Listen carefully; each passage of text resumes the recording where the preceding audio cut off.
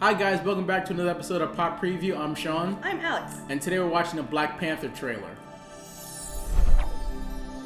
Alright, Black Panther. I'm really excited for this one. This is great. I really love the Black Panther. He's just kind of like one of those like no bullshit superheroes, you know? Like I just really like his character.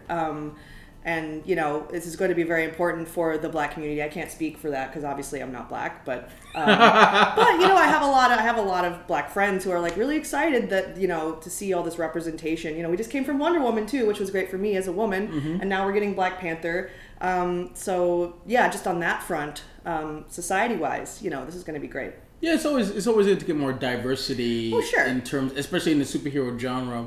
But when he debuted in Civil War, it was him and Spider-Man that were like the real standouts because we got our first taste, first of them. glimpse, yeah. Right. And then just to see Ryan Coogler,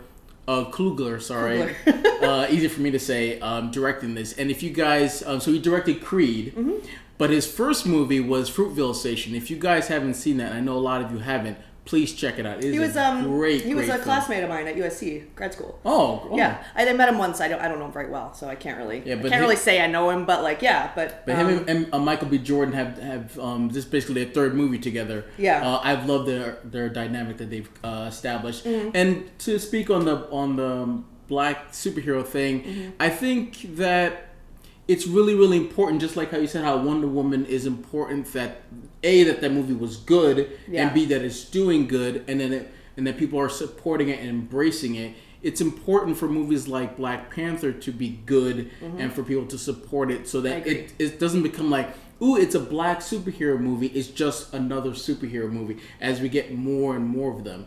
And because it's a Black, pretty much it's almost a 97% Black cast, that's what Kevin Feige said, is that I hope that people aren't, even though I know it's probably going to happen, that there's going to be some internet backlash about it because it's so Black. I've already seen... Because it kind of happened with Luke Cage a little bit. That like, oh, that... Where are the white people? Yeah. It's like, I mean, like, this movie takes place in Africa. I mean, I understand where people are coming from, but you have to just put that kind of stuff aside and appreciate the movie for what it is. Well, right, and you know, like I was saying, I've already seen some internet sort of backlash on that sort of front, where a lot of people are just kind of saying like, "Where are the white people in this movie?" Like, "Oh, well, if we can do it, or if you can do it, then we can do it too." Like, we can. Why do you have such a problem with us putting all white people in a movie? And it's like it just doesn't work that way. So I'm like kind of scrolling through, and I'm just like.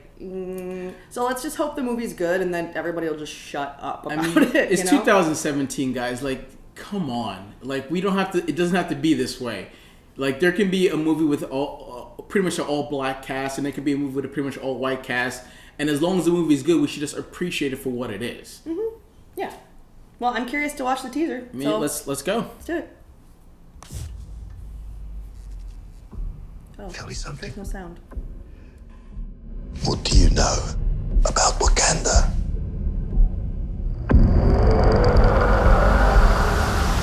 It's a third world country. Textiles, shepherds, cool outfits, all a front. Explorers have searched for it.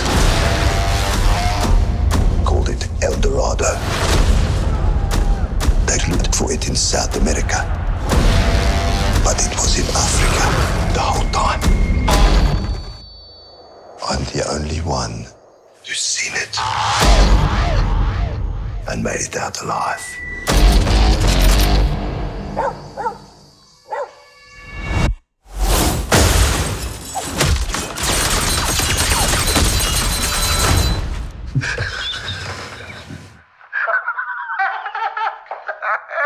I can see you.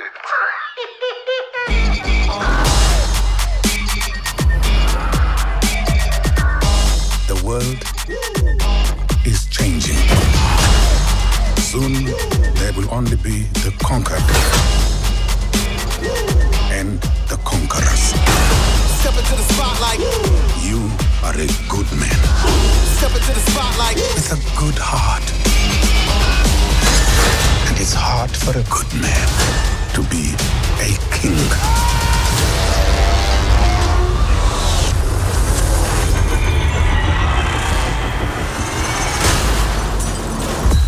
I'm sure they did that practically. Practically not. Dude. Oh man.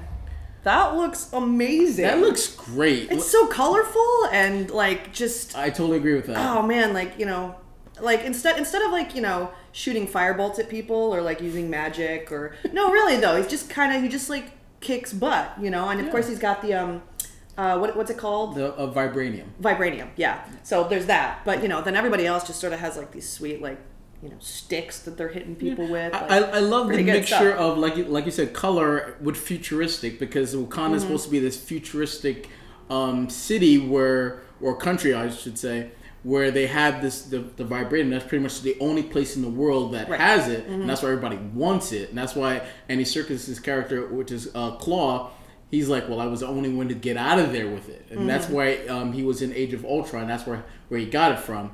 I love the way Ryan Coogler has set up this world where it looks African and futuristic all at the same time. And you know, I think there's a word for that actually, and I think it actually mainly applies to music. I can't remember what it's called though, like Black Futurism or something. I should look this up. If any of you know, let me know. I don't know if you've heard of this.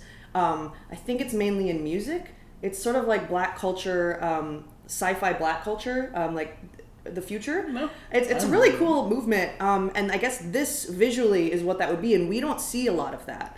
You know, like I can't think of another movie in which you see a futuristic black culture. Usually it's just like, oh, the 70s, or you see it in the 90s, or you see it now. There's not a lot of imagining what a black culture would look like or an African culture would look like in the future like that. Yeah. So from that standpoint, that's something really new and fresh that I'm excited to see. Yeah.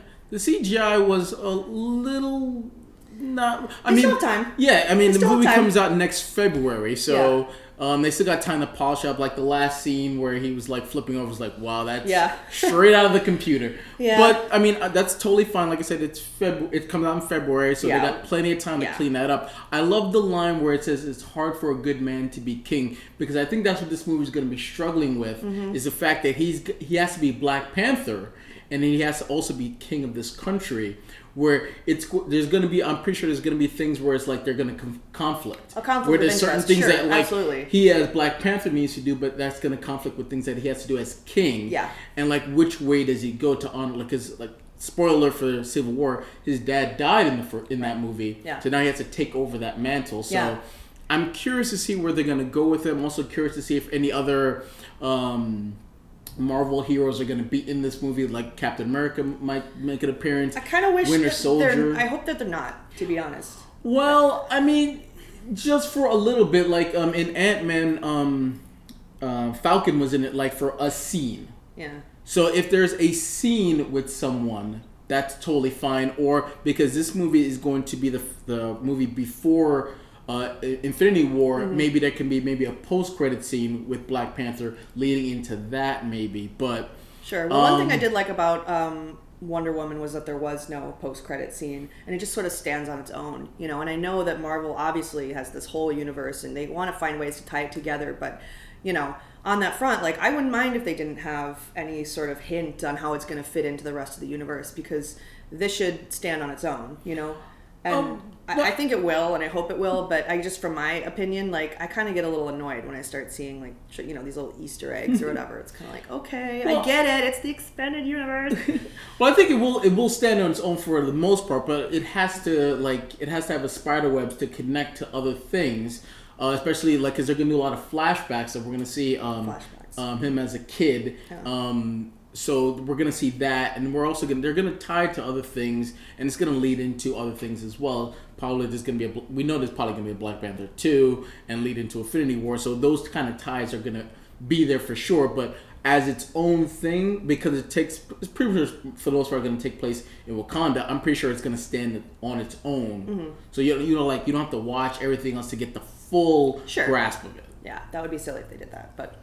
Yeah, I'm really excited about this because this is the first time watching this trailer, and I'm blown away. I thought it was going to be giving you a little less information, but I'm glad that they gave us as much as they did, because they really started to paint the world, and you really start to understand, like you said with that quote, what the movie's going to be about. So let us know what you guys think. Comment below, and we'll have a conversation about it. It'll be great. My name is Alex. And again, I'm Sean. And thanks for joining us here on Pop Preview. See you next time. Bye, guys.